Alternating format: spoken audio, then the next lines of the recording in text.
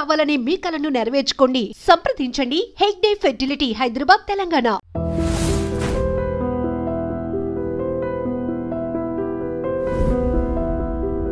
Sir 45 years అంటే not a small time sir. 45 ఏళ్ళు అంటే అసలు చాలా వెరీ వెరీ వాస్ట్ టైం. అంటే ఒక వ్యక్తి జీవితంలో ఆల్మోస్ట్ మోర్ దెన్ హాఫ్ అనుకోవచ్చు నిజంగా చెప్పాలంటే. సో 45 ఏళ్ళు ఎలాంటి వివాదాలకి లోను కాకుండా, ఎలాంటి కాంట్రవర్సీస్ లేకుండా ఒక సాఫీ నట జీవితాన్ని ఎలా గడుపుకుంటూ వచ్చారు అసలు? How was it possible? నాకు అది తెలుసుకోవాలండి ముందు. మీ సక్సెస్ విక్టరీ కంటే కూడా I want to know about this. దాని ప్రత్యేకత ఏం లేదమ్మా. బై బర్త్ మెంటాలిటీని బట్టి ఉంటుంది. పుట్టుకతో వచ్చే లక్షణాలు ఆ జీవితాంతం ఉంటాయి. అందువల్ల చిన్నప్పటి నుంచి నేను ఊళ్ళో చదువుకున్నప్పుడు కానీ ఉత్తమ విద్యార్థినే. క్లాసులో ఎప్పుడూ ఫస్టే ఉండేవాడిని. ఇది ఆటల్లో, పాటల్లో, చదువులో, ప్రవర్తనలో అన్నిట్లో చిన్నప్పటి నుంచి ఉండేవాడిని. పక్క పిల్లలతో, నా కొలీగ్స్తో ఆడుకుంటున్నప్పుడు కూడా చిన్న చిన్న తగాదాలు ఉండేవి కాదు. మరి అగ్రెసివ్గానే ఉండేవాడిని, స్నేహపూర్వకంగా ఉండేవాడిని, అందరిని ఆకట్టుకునేవాడిని. నేను లీడర్గా ఉండేవాడిని. లీడర్గా ఫస్ట్ ఫారం నుంచి నా చదువు, హై స్కూల్ చదువులు అయిపోయేదాకా యునానిమస్గా నన్ను సిపిఎల్గా ఎన్నుకుంటారు. ఓకే. అంటే అటు నాయకత్వ లక్షణాలు ఉన్నాయి, ఇటు విద్యాధికుడిని. అంటే చదువులో కూడా మొదటి బెంచీలో ఉంటాను. ఆటల్లో అన్నిట్లో. అంటే నేను చెప్పేది ఏంటంటే, ఒక సినిమాలో కథలో హీరో ఎట్లా ఉంటాడో అలా స్టార్ట్ అయింది నాది.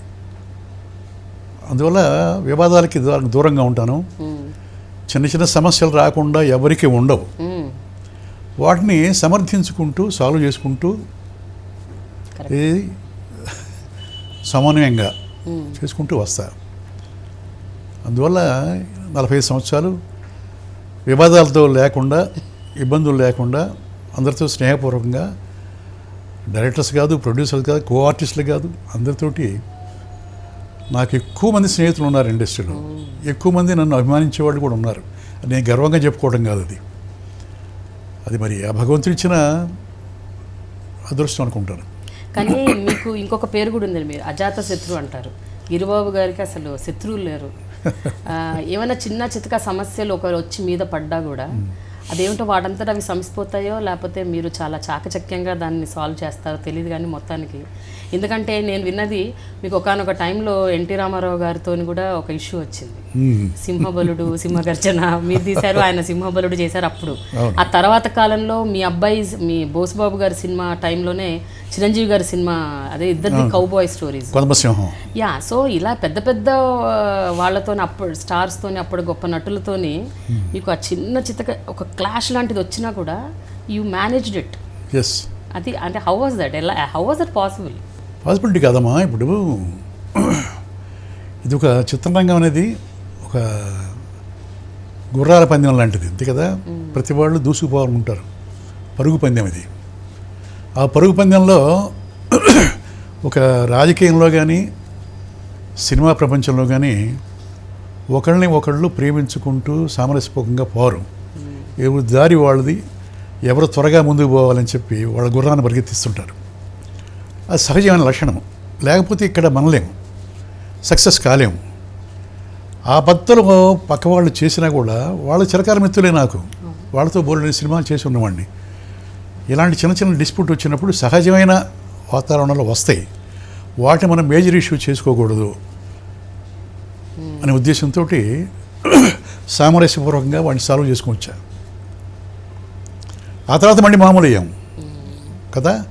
దాన్ని పెద్ద ఇష్యూ చేసి, గొడవలు చేసి, అసోసియేషన్లో పెట్టి, మా అసోసియేషన్లో పెట్టి, ప్రొడ్యూస్ కౌన్సిల్లో పెట్టి గొడవ చేసుకుంటే గిరిబాబు అజాతశత్రువు ఎందుకు పేరు వస్తుంది? నాలాగే మా మురళీమోహన్ ఉన్నాడు, చెప్తున్నా, అతనికి ఈ పేరు ఉంది. మేమిద్దరం ఒకే సినిమాలో మొట్టమొదట 1973లో జగమే మాయ ఫస్ట్ ఇద్దరం వచ్చింది, అంతే కదా. అప్పటి నుంచి ఇప్పుడు దాకా ఇద్దరికి అదే పేరు ఉంది, అజాతశత్రువులు అని. అంటే ప్రతి మాట లేదని కాదు నేను చెప్తుంది. ఇప్పుడు నాకు మోహన్ బాబు ఉన్నాడు, ఒక ఫ్రెండు. మోహన్ బాబు నేను మేము ప్రయత్నాలు చేసేటప్పుడు సినిమాలో ప్రవేశించక ముందు మేమిద్దరం రూమ్మేట్స్, మేమిద్దరం కలిసి ఉండేవాళ్ళం, అంత స్నేహితులం. అప్పటికి ఇప్పటికీ ఎప్పటికీ కూడా మేము అన్నదమ్ములోనే ఉంటాం. మురళీమోహన్ కూడా మేము కూడా చెప్తున్నా. ఇంకా నాకు ఆత్మీయులైన స్నేహితులు సరే గుమ్మడి గారు, సత్యాన్ గారు, రంగనాథు, శరత్ బాబు, ఇదంతా అంటే నా మెంటాలిటీకి దగ్గరగా ఉండేవాళ్ళందరూ అలా నడుపుకుంటూ వచ్చాం ఇంతకాలం. కానీ ఒకటి చెప్పండి, అలాంటి ఇష్యూస్ ఏమైనా జరిగినప్పుడు జనరల్గా ఒక రకమైన చిన్న ఈగో ఉంటుంది.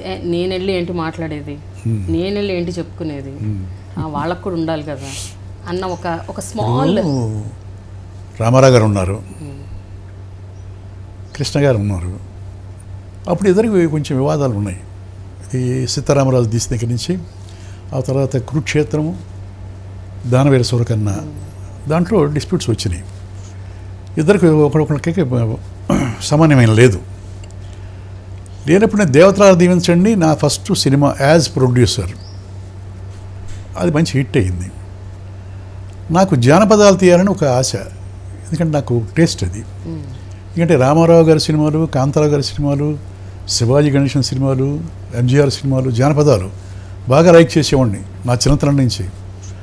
కనుక మొదటి సినిమా తీసిన తర్వాత నేను కథ రాసుకున్నా, శివగర్జన కథ. ఆ సినిమా తీయాలని, దాంట్లో ఇద్దరు హీరోలు అంటే ఒక పెద్ద హీరోని పెట్టుకోవాలి, ఒక హీరో నేను వేయాలి అనే ఉద్దేశంతో ఆ కథ రాసుకున్నాను. కృష్ణ గారికి వినిపించడం జరిగింది. వాళ్ళిద్దరికీ అప్పుడు వివాదాల్లో ఉన్నారు, రామారావు గారు, కృష్ణ గారు కదా. మరి కృష్ణ గారిని నేను పెడుతున్నా, కృష్ణ గారితో ఎక్కువ సినిమాలు చేస్తున్నాను నేను. 150 దాకా చేశారు. చేశాను కంటిన్యూస్గా, ఆయనతో సినిమాలు చేస్తున్నా, రామారావు గారితో చేస్తున్నా అప్పుడు. బట్ సింహబలుడు, సింహగర్జన 2 సినిమాలు స్టార్ట్ అయినాయి, 2 జానపదాలే. రాఘవేంద్రరావు గారు, వాణిశ్రీ, సత్యనారాయణ, మోహన్ బాబు, రామారావు గారు సరే హీరో. మంది కృష్ణ, నేను, శరత్ బాబు, మోహన్ బాబు, వాళ్ళిద్దరు విలన్స్, మీ ఇద్దరు హీరోస్. కాకతాళీయంగా తీసిన సినిమా అది, పోటీలకు కాదు. రామారావు గారి మీద, నాగేశ్వరరావు గారి మీద పోటీకి నేను ఎందుకు తీస్తాను? ఆదర్శంగా వాళ్ళని తీసుకొని మేము సినిమాలో ప్రవేశం చేశాం. ఇద్దరిని, ఒక కృష్ణ గారు కాదు, ఒక కృష్ణరాజు కాదు, ఓ శోభరావు కాదు, వచ్చిన తర్వాత వచ్చిన వాళ్ళందరూ కూడా రామారావు గారు, నాగేశ్వరరావు గారిని ఆదర్శంగా తీసుకునే సినిమాల్లోకి వచ్చారు. మేము కూడా తర్వాత మేము కూడా అంతే. కనుక వాళ్ళ మీద పోటీకి దిగంగా. బట్ సమ్ ఫెలోస్ ఉంటారు కదా, ఆయనకి బ్యాడ్ రిపోర్ట్ ఇచ్చారు. ఓకే, మీకు వ్యతిరేకంగా ఉన్న కృష్ణ గారిని పెట్టి సేమ్ జానపదం, ఒకే కథ, 2 కథలు ఒకటే, నెక్స్ట్ ఆయన హీరో పెట్టి మీ మీద వ్యతిరేకంగా తీస్తున్నారు గిరిబాబు గారు. పేర్లు కూడా అవే, సింహబలుడు అంటే సింహ గర్జన పెట్టాడు అని ఆయనకి లేనిపోని మాటలు చెప్పారు.